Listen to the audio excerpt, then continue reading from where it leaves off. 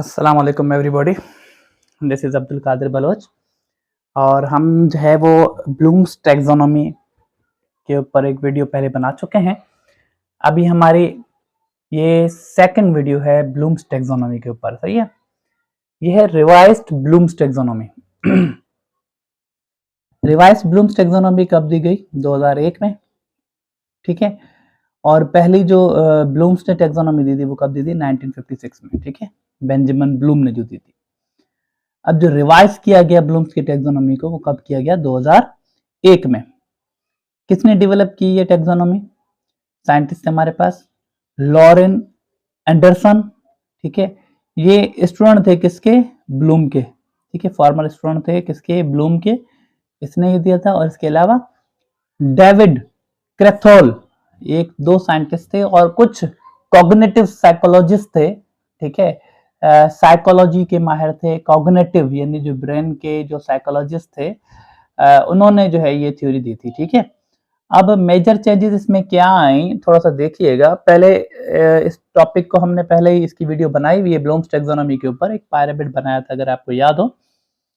तो उसमें कॉग्निटिव जो डोमेन है, 3 डोमेन थे, उनमें कॉग्निटिव डोमेन के ये 6 स्टेप थे। ठीक है, पहला था हमारे पास नॉलेज, देन था हमारे पास कंप्रीहेंशन, तीसरा हमारे पास था एप्लीकेशन, चौथा था हमारे पास एनालिसिस, पांचवा था सिंथेसिस और छठा था एवोल्यूशन। सही है,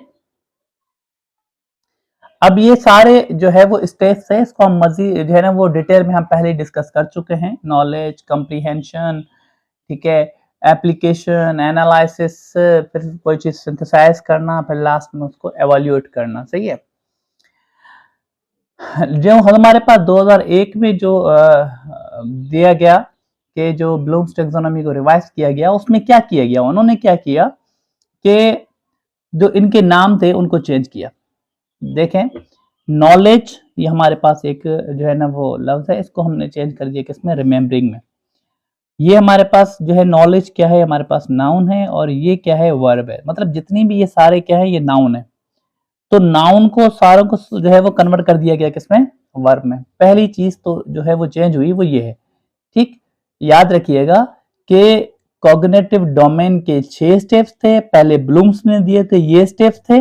लेकिन जब 2001 में लॉरेन एंडरसन और डेविड क्रेथल ने जब जो है वो इसको रिवाइज किया 2001 में, तो इन्होंने क्या किया? नाउन्स को जो है वो कन्वर्ट कर दिया किसमें? वर्ब्स में। ठीक है, और फिर दूसरी बड़ी चेंजिंग, जो 2 बड़ी चेंजिंग्स मैं बता रहा हूं, एक तो ये चेंजिंग हुई, दूसरी बड़ी चेंजिंग ये हुई, यहां पर आप देखें कि सिंथेसिस जो है ना वो कौन से लेवल पर आ रहा है? 5वें लेवल पर। सही है, अब इन्होंने क्या किया कि सिंथेसिस को उठाकर 6ठे लेवल पर लेकर आ गए। मतलब सबसे बड़ा जो लेवल है, हायर ग्रेड जो स्किल है, सबसे बड़ी स्किल जो है ना वो क्रिएटिंग को कर दी। मतलब सिंथेसिस को क्रिएट कर दिया, लेकिन ये सिंथेसिस पहले 5वें नंबर पे था, अब इसको टॉप पर लेकर आ गया। मतलब हाई जो स्किल है वो ये है क्रिएटिंग। ठीक है, हॉट जिसे हम कहते हैं ना, हायर ऑर्डर थिंकिंग। ठीक है, और ये हमारे पास क्या है? Lower order thinking. 3 लास्ट वाले लोअर ऑर्डर के होंगे हमारे पास, और 3 हमारे पास हायर ऑर्डर पे आ गए। ठीक है, तो सिंथेसिस को टॉप पर लेकर आ गए और इवोल्यूशन को जो है ना वो कौन से लेवल कर आ गए? 5वें नंबर पर लेकर आ गए। तो मतलब ये मेन चीजें जो है वो हुई थी किसमें? ब्लूम्स टैक्सोनॉमी को जब रिवाइज किया गया। तो याद रखें अच्छे तरीके से कि 6 जो लेवल थे, 6 जो हमारे पास पिरामिड में जो लेवल थे, उन लेवल्स को जो है वो नाउन को कन्वर्ट कर दिया गया वर्ब्स में। और दूसरा ये कि सिंथेसिस को टॉप पर लेकर आ गया, इवोल्यूशन को 5वें नंबर पर लेकर आ गया। और बनाई किसने? ये डेवलप किसने की? 2001 में ये जो साइंटिस्ट थे इन्होंने। ठीक है, अस्सलाम वालेकुम everybody, this is Abdul Qadir Baloch, और टीचिंग लाइसेंस टेस्ट की प्रिपरेशन के हवाले से आज हम एक और इम्पोर्टेंट टॉपिक पे डिस्कस करने जा रहे हैं। ठीक है, ब्लूम्स टैक्सोनॉमी। और ब्लूम्स टैक्सोनॉमी के आपको पता है कि 3 डोमेन हैं। ठीक है, cognitive domain, affective domain and psychomotor domain. ठीक है, तो कॉग्निटिव डोमेन को हम पहले ही डिस्कस कर चुके हैं, और अब जो है वो आज हम जो है अफेक्टिव डोमेन और साइकोमोटर डोमेन को डिस्कस करने जा रहे हैं। ठीक है, बहुत इंपॉर्टेंट टॉपिक है। अफेक्टिव डोमेन जो है ना, वो आपको पता है कि अफेक्टिव डोमेन सबसे पहले दिया किसने, ठीक है, किसने डेवलप किया था, डेविड आर क्रथवोल ने, ठीक है, किसके साथ, ब्लूम्स के साथ मिलकर जो है इसने, और उसके अलावा उनके कुलीग्स भी थे कुछ, उनके साथ मिलकर इन्होंने अफेक्टिव डोमेन दिया था। ठीक है, अफेक्टिव डोमेन किस पे काम करता है, याद रखिएगा, अफेक्टिव डोमेन काम करता है इमोशंस पर। ठीक है, इमोशंस जो होते हैं उस पर काम करता है, हमारे जज्बात उन पर काम करता है, गमी, खुशी, ठीक है, प्यार, मोहब्बत, इन सारी चीज़ों पर जो है वो काम करता है। वैल्यूज़ पर, कदरों पर काम करता है, इंटरेस्ट पर काम करता है, हमारे एटीट्यूड पर, ठीक है, काम करता है, हमारे रवैये पे काम करता है। ठीक है, तो मतलब कहने का कि इमोशंस जो है, मेन चीज़ है इमोशंस, वैल्यूज़, इंटरेस्ट, इस पर काम करता है कौन, हमारा अफेक्टिव डोमेन। ठीक है, अच्छा, इसके 5 लेवल हैं हमारे पास, कौन कौन से, इसके 5 लेवल कौन से हैं, पहला है receiving, then responding, then valuing, then organisation, then characterisation. ठीक है, तो ये कितने हमारे पास स्टेप हो गए, 5। ठीक है, सबसे पहला स्टेप कौन सा, रिसीविंग। ठीक, रिसीविंग मतलब कोई चीज़ हासिल करना, रिसीव करना, ठीक है, और अवेयरनेस पैदा हो। अच्छा, इसमें क्या करता है, फॉर सपोज इसमें स्टूडेंट क्या करता है, अटेंशन देता है, सुनता है और ऑब्जर्व करता है। टीचर अगर कोई भी चीज़ कह रहा है, कोई भी चीज़ बता रहा है, तो उसको सुनना, उसको अटेंशन देना, ऑब्जर्व करना, नोट करना कि आया टीचर क्या कह रहा है। तो ये हमारा पहला स्टेप है, कौन सा, रिसीविंग। ठीक है, मैं आपको एग्जाम्पल के साथ इसको जो है वो चीज़ समझाता हूँ कि रिसीविंग में कैसे, फॉर एग्जाम्पल कैसे रिसीविंग होती है। ठीक है, इसमें स्टूडेंट अटेंशन पे करता है, सुनता है, ऑब्जर्व करता है। फॉर सपोज एक उस्ताद है जो लेक्चर दे रहा है किसके ऊपर, सफाई पर, कि सफाई जो है ना वो क्या होती है, सफाई क्यों करनी चाहिए, और सफाई के बारे में उस्ताद लेक्चर दे रहा है। ठीक है, और बच्चा उसको सुन रहा है, अटेंशन दे रहा है, ठीक है, गौर से सुन रहा है, उसको अटेंशन दे रहा है, ऑब्जर्व कर रहा है। तो ये हमारा पहला स्टेप हो गया। देन है रिस्पॉन्डिंग। ठीक, या पार्टिसिपेशन। रिस्पॉन्डिंग और पार्टिसिपेशन में क्या है, स्टूडेंट एक्टिवली पार्टिसिपेट, इसमें एक्टिवली पार्टिसिपेट करेगा, रिस्पॉन्ड देगा, अपना रद्द-ए-अमल दिखाएगा। जो उसने सुना उसकी बुनियाद पर वो क्या करेगा, रिस्पॉन्ड देगा, अपना रद्द-ए-अमल देगा, सवाल करेगा, ठीक है, सवाल पूछेगा, पार्टिसिपेट करेगा, ठीक है, और एक्टिवली पार्टिसिपेट करेगा। ठीक है, सेकंड उसमें ये रिस्पॉन्ड करेगा, जो भी उसने सुना उसको रिस्पॉन्ड करना, उसका रद्द-ए-अमल देना। फॉर सपोज कि उस टीचर की बात सुन रहा था सफाई के ऊपर, अब यहाँ पर रिस्पॉन्ड कैसे करेगा, कि बच्चा कहता है, ठीक है, क्लास में या टीचर को कि सर हमें जो है ना वो क्लास में डस्टबिन यूज़ करना चाहिए, हमें स्कूल में डस्टबिन यूज़ करना चाहिए ताकि हम वहाँ पर कचरा वगैरह डाल सकें। तो ये उसने क्या किया, रिसीविंग को मद्देनज़र रखते हुए जो उसने सुना, जो उसने ऑब्जर्व किया, उसके बुनियाद पर इसने क्या किया, रिस्पॉन्ड किया। थर्ड हमारे पास क्या है, वैल्यूइंग। ठीक है, या एप्रिसिएशन। वैल्यूइंग और एप्रिसिएशन में क्या है कि स्टूडेंट कंसिडर करता है कि ये चीज़ बहुत इंपॉर्टेंट है, कोई चीज़ ज़्यादा इम्पोर्टेंट है, ठीक है, उसको वैल्यू देता है, उसको अप्रिशिएट करता है कि भाई हाँ यार ये चीज़ अच्छी है और ये चीज़ होनी चाहिए।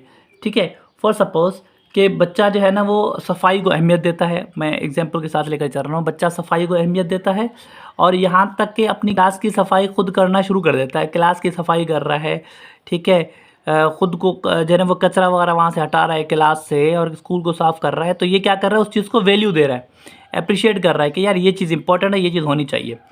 देन फिर हमारे पास क्या है, ऑर्गेनाइजेशन या प्राइटिंग वैल्यूज़, मतलब वो क्या करेगा कि स्टूडेंट जो है ना वो ऑर्गेनाइज करेगा डिफरेंट वैल्यूज़ को अपनी पर्सनल लाइफ में।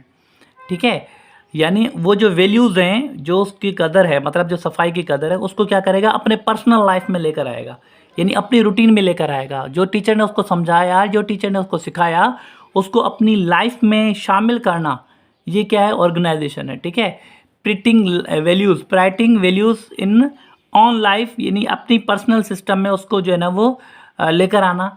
ठीक है, फैसला करता है, अब मिसाल के तौर पर कि भाई बच्चा फैसला करता है कि सफाई और डिसिप्लिन, ये दोनों चीज़ें मैं अपनी रूटीन में लेकर आऊँगा और ये होनी चाहिए लाजमी, क्योंकि सफाई बहुत ज़रूरी है, डिसिप्लिन बहुत ज़रूरी है और ये मेरी लाइफ में हो, मतलब मैं लाजमी करूँ, बच्चा वो खुद सफाई करेगा, ठीक है, अपनी क्लास की, ठीक है, घर की सफाई। उसके बाद यानी इस चीज़ पर फोकस करेगा, ज़्यादा ध्यान देगा, वैल्यू देगा उसने, ठीक है। वैल्यू देने के बाद उसने जो है ना उसको ऑर्गेनाइज किया, अपने पर्सनल सिस्टम में उसको इम्प्लीमेंट किया, ठीक है, इम्प्लीमेंट करना। उसके बाद लास्ट वन करेक्टराइजेशन। करेक्टराइजेशन में क्या होता है, या इंटरनलाइजेशन यहीं कहीं पर आता है। तो वैल्यू जो है ना वो क्या हो जाती है, परमानेंट हो जाती है, यानी जो कदर उसने सीखी, जो पार्ट उसने सीखा, जो उसने समझा, वो उसकी लाइफ का एक मुस्तकिल जो है ना वो वैल्यू बन जाती है, ठीक है, उसकी पर्सनैलिटी का मुस्तकिल हिस्सा बन जाती है। फॉर सपोज़ कि अब वो बच्चा हर जगह सफाई का ख्याल रखता है, दूसरों को भी सफाई के लिए बोलता है और दूसरों को भी मोटिवेट करता है। तो इस तरीके से जो है ना ये अफेक्ट डोमेन काम करता है। इसके 5 स्टेप, पहले रिसीव किया, फिर रिस्पॉन्ड किया, फिर वैल्यू दी, फिर उसको अपनी लाइफ में लेकर आया, देन वो उसकी लाइफ का यानी करैक्टर का हिस्सा बन गई, यानी वो बच्चा अब सफाई का बहुत ख्याल रखता है और दूसरों को भी मोटिवेट करता है। ये एक परमानेंट चीज़ आ गई उस बच्चे के अंदर। तो इस तरीके से अफेक्टिव डोमेन जो है ना वो काम करता है। तो उम्मीद है ये चीज़ आपको समझ में आ गई होगी। अब जो है ना वो हम साइकोमोटर डोमेन पे जो है वो बात करते हैं। सही है। अस्सलाम वालेकुम, this is Abdul Qadir Baloch. Teaching licence test preparation के हवाले से आज हम एक और इम्पोर्टेंट टॉपिक पे डिस्कस करने जा रहे हैं, जिसका नाम है ब्लूम्स टैक्सोनॉमी। और ब्लूम्स टैक्सोनॉमी के 3 डोमेन थे। पहला domain cognitive domain, then affective domain, third one हमारे पास साइकोमोटर डोमेन। सही है। तो 2 डोमेन्स को हम ऑलरेडी डिस्कस कर चुके हैं। अब हमारा थर्ड डोमेन है साइकोमोटर डोमेन, ठीक है। अच्छा, अगर आपने पिछले डोमेन्स नहीं देखे हैं तो आप पिछली वीडियोस देखें, ठीक है, ताकि जब है आपको ये सारी चीजें तरतीब से क्लियर हो, ठीक है। साइकोमोटर डोमेन किसने बनाया?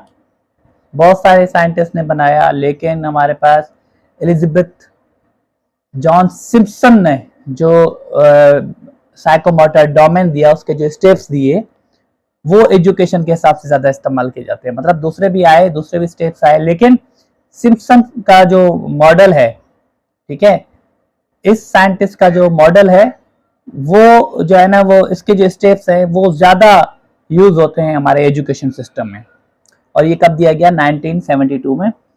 ये किस पे फोकस करता है? ये जो साइकोमोटर डोमेन है, साइकोमोटर डोमेन करता है काम किस पर? फिजिकल स्किल्स पर, हमारी बॉडी की मूवमेंट पर, बॉडी के तामुन कोऑर्डिनेशन पर, और जो हमारी बॉडी के काम होते हैं, फिजिकल जो भी काम होते हैं, उन पर ये फोकस करता है। ये जो डोमेन है, ये डोमेन काम करता है लर्निंग बाय डूइंग पर, यानी करके सीखने पे काम करता है, फिजिकल एक्टिविटीज पे काम करता है।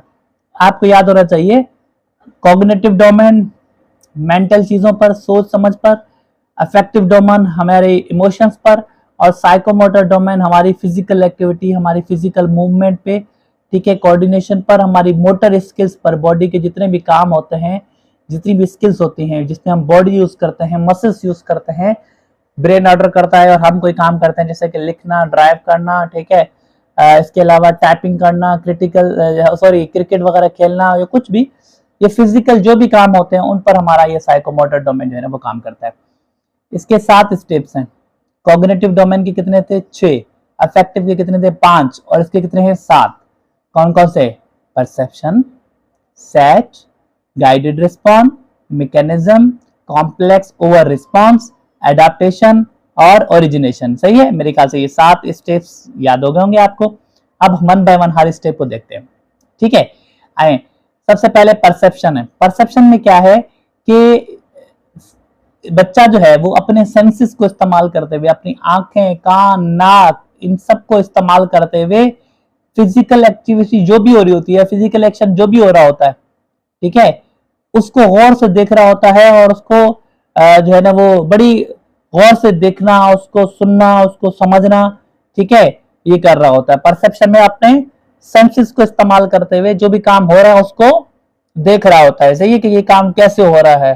ठीक, मैं एग्जाम्पल के साथ आपको समझाता हूं, ठीक है। एग्जाम्पल के साथ समझेंगे तो इंशाल्लाह अच्छे तरीके से समझ में आएगा, ठीक है। अब परसेप्शन की एग्जाम्पल आप देख लें। मिसाल के तौर पर एक बच्चा जो है ना वो उस्ताद को देख रहा है कि बच्चा जो है वो देख रहा है उस्ताद को कि वो एबीसी लिख रहा है, कहाँ पर, बोर्ड पे। ठीक है, बोर्ड पर बच्चा टीचर जो है वो एबीसी लिख रहा है और बच्चा उसको गौर से देख रहा है अपनी आंखों की मदद से, ठीक है, सेंसेस को इस्तेमाल कर रहा है और गौर और फिक्र से देख रहा है। तो ये क्या होगी, परसेप्शन। देन हमारे पास क्या है, सेट।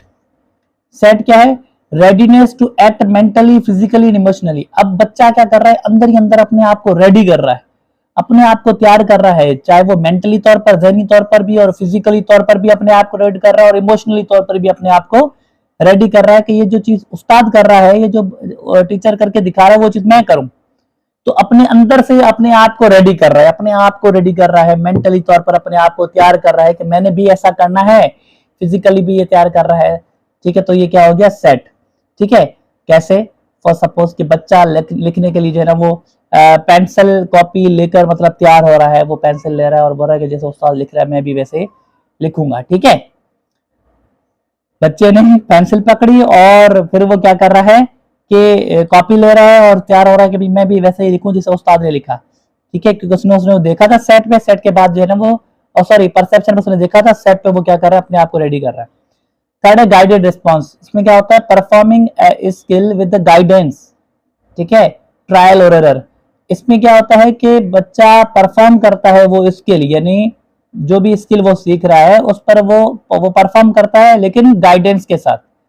ठीक है, यानी टीचर की मदद के साथ। इसमें ट्रायल और एरर भी होता है, मतलब कोशिश करता है, गलतियां होती हैं, सीखता है, मतलब ठीक है, ट्रायल और एरर भी होता है, तो कोशिश करता रहेगा, गलतियां होती रहेंगी, कोशिश करता रहेगा, गलतियां होती रहेंगी। तो ये क्या है, गाइडेड रिस्पॉन्स है, इस पे टीचर गाइड कर रहा है। ठीक है, एग्जाम्पल को साथ लेकर चलते हैं कि इसमें उस्ताद बच्चे का हाथ पकड़कर बच्चे को लिखना सिखा रहा है। अब जारी बात है वो बिल्कुल सही तो नहीं लिखेगा, उसमें वो गलतियां करेगा। तो ये क्या है, गाइडेड रिस्पॉन्स है, यानी बच्चे का रद्द-ए-अमल तो है, लेकिन ये क्या है, गाइडेड है, इसमें टीचर उसका हेल्प कर रहा है। तो गाइडेड रिस्पॉन्स आपको समझ में आ गया होगा। ठीक है, जिसमें परफॉर्म किया जाता है स्किल विद द गाइडेंस के साथ। ठीक है, इसमें ट्रायल और एरर भी होते हैं, गलती और भी होती है और बच्चा सीखता भी है। सही है। अच्छा, उसके बाद है मैकेनिज्म। ठीक है, मैकेनिज्म में क्या होगा, performing a skill with the confidence and practice. इसमें क्या करेगा, बच्चा अपनी स्किल को परफॉर्म करेगा कॉन्फिडेंस के साथ और प्रैक्टिस के साथ। ठीक है, कॉन्फिडेंस के साथ और प्रैक्टिस के साथ उस स्किल को जो है ना वो परफॉर्म करेगा। अपन लिखने वाली एग्जांपल लेकर चल रहे थे। ठीक है, उसमें क्या होगा, फॉर एग्जांपल इसमें बच्चा जो है ना वो खुद साफ सुथरा और अच्छी राइटिंग में लिखना शुरू कर देगा, तो ये हो गया मैकेनिज्म। ठीक है, उसके बाद है complex over response. Performance complex skill smoothly, efficiently, accurately. इसमें क्या होता है, कॉम्प्लेक्स ओवर रिस्पॉन्स। बच्चा क्या करता है, परफॉर्म कॉम्प्लेक्स स्किल, यानी जो पेचीदा स्किल्स होती हैं उनको भी आराम से कर जाता है, एफिशिएंटली कर जाता है और बिल्कुल एक्यूरेट यानी बिल्कुल सही करता है। ठीक है, यानी जो भी स्किल बच्चा सीख रहा है उसको सही तरीके से, स्मूथली, एफिशिएंट तरीके से और एक्यूरेट जो है वो कर लेता है। ठीक है, परफॉर्म। तो अच्छा, उसके बाद जो है ना वो इसकी एग्जांपल, फॉर एग्जांपल बच्चा जो है ना वो तेज लिखना शुरू कर देता है, साफ सुथरा लिखना है, अच्छी राइटिंग में लिखना शुरू कर देता है। सही है, मुश्किल चीजें भी आराम से, बड़ी तेजी से एक्यूरेट लिख लेता है, बिल्कुल स्मूथ। ठीक है, उसके बाद है एडेप्टेशंस। बच्चा क्या करता है, modify skills according to the new situation. बच्चा अपनी स्किल्स को मॉडिफाई कर देता है न्यू सिचुएशन के हिसाब से। नई सिचुएशन के हिसाब से बच्चा अपने स्किल को मॉडिफाई कर लेता है, मतलब और चेंजिंग लेकर आता है, अपनी स्किल को और बेहतर कर आ जाता है, अडाप्ट कर लेता है, नई चीजें अडाप्ट कर लेता है। ठीक है, फॉर सपोज बच्चा जो है ना वो क्या करे कि बच्चा पेन के अलावा जो है ना वो मार्कर वगैरह से भी लिखना शुरू कर दे। ठीक है, दूसरे जो ब्रश वगैरह होते हैं उनसे भी लिखना शुरू कर दे। तो ये क्या हो गया कि बच्चे ने अपनी स्किल को मॉडिफाई किया नई सिचुएशन के हिसाब से। ठीक है, हो सकता है उसको पेंटिंग करनी हो तो वहां पर उसने दूसरे कलर के जो पेन होते हैं, दूसरे तरह टाइप के मार्कर होते हैं, उनको इस्तेमाल करना शुरू कर दिया। सही है। और लास्ट में ओरिजिनेशन क्या है, creating a new movement, pattern और स्किल। इसने क्या किया, नई मूवमेंट जो है वो उसने दरियाफ्त कर ली, नई स्किल, नई पैटर्न इसने सीख लिया। यानी अगर हम एग्जांपल लें तो बच्चा कोई नया आर्ट स्टाइल बना लेता है, अपना आर्ट स्टाइल डेवलप कर लेता है। ठीक है, तो ये क्या हो गया, हमारे पास ओरिजिनेशन हो गई। ठीक है, तो ये मुख्तलिफ स्टेप्स थे। पहला स्टेप परसेप्शन था जिसमें सेंसेस को इस्तेमाल किया, बच्चे ने देखा। फिर सेट में क्या था, बच्चे ने अपने आप को मेंटली फिजिकली रेडी किया। गाइडेड रिस्पॉन्स में क्या किया, बच्चे ने वो स्किल परफॉर्म करना शुरू की, लेकिन गाइडेंस के साथ में गलतियां होती रही। मैकेनिज्म में वो स्किल जो है ना वो सही तरीके के साथ कॉन्फिडेंस के साथ करता रहा लिखने वाली। उसके बाद उसने क्या किया, जो मुश्किल चीजें थी उसके ऊपर भी उसने अच्छा रिस्पॉन्स दिया, अच्छे तरीके से एफिशिएंटली एक्यूरेट जो है ना वो